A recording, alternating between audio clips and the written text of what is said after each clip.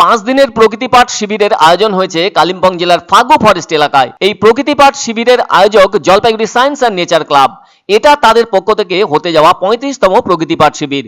তবে সবচেয়ে উল্লেখযোগ্য বিষয় হলো এই শিবিরটি রাজ্য স্তরের হচ্ছে, কেননা এই শিবিরে রাজ্যের 11টি জেলা থেকে শিক্ষার্থীরা অংশগ্রহণ করেছে। ফলে 16 জন এসকর্ট টিচার, 110 জন ছাত্রছাত্রী এবং বহু পরিবেশ কর্মী ও বিজ্ঞান কর্মী অংশগ্রহণ করেছেন।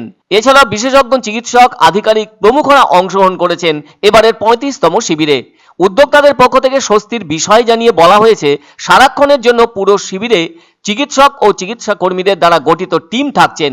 এছাড়াও পুরো শিবির এলাকা সিসিটিভির নজরদারির মধ্যেই থাকছে। শুক্রবার সকালে রাজবাড়ির গেট অর্থাৎ সিংহদুয়ার থেকে শিবিরের উদ্দেশ্যে রওনা হন সকলে। এ ব্যাপারে জলপাইগুড়ি সায়েন্স অ্যান্ড নেচার ক্লাবের সম্পাদক ডক্টর রাজা রাউত বলেন, এই শিবিরের মাধ্যমে ছাত্রছাত্রীদের প্রকৃতি পাঠ করার একটা বিশেষ সুযোগ ঘটল।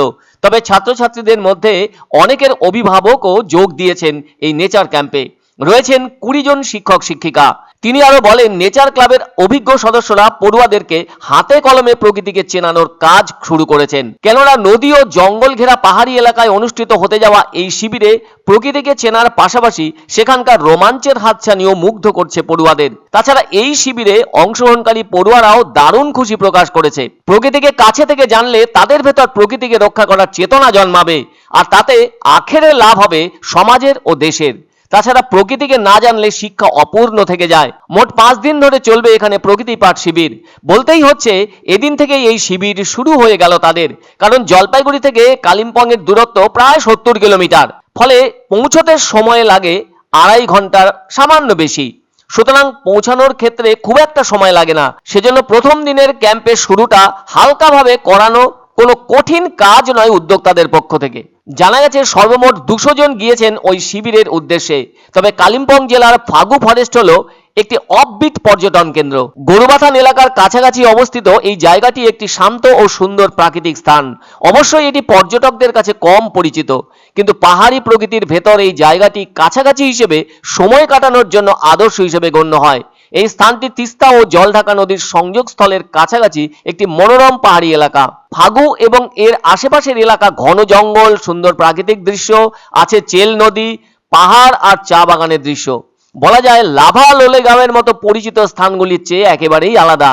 আসলে শহুরে কোলাহল থেকে দূরে থাকা একটি প্রাকৃতিক সৌন্দর্যমণ্ডিত পরিবেশ এই ফাগু। তবে এই স্থানটি নেওড়া ভ্যালি জাতীয় উদ্যানের কাছাকাছি হওয়ায় এই অঞ্চলে কিন্তু জীববৈচিত্র্য লক্ষ্য করা যায়। তাই ফাগু হলো কালিম্পং এর এমন একটি অংশ যা তার নিরিবিলি পরিবেশ ও প্রকৃতির কাছাকাছি থাকার অভিজ্ঞতার জন্য পরিচিত।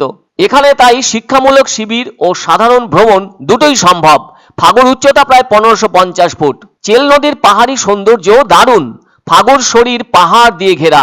যাই হোক, যারা দূরের জেলা থেকে এই প্রকৃতি পাঠ শিবিরে অংশগ্রহণ করেছেন তাদের কাছে ফাগু পাহাড়ি গ্রামটি অনেকটা যেন স্বপ্নের বলে মনে হবে।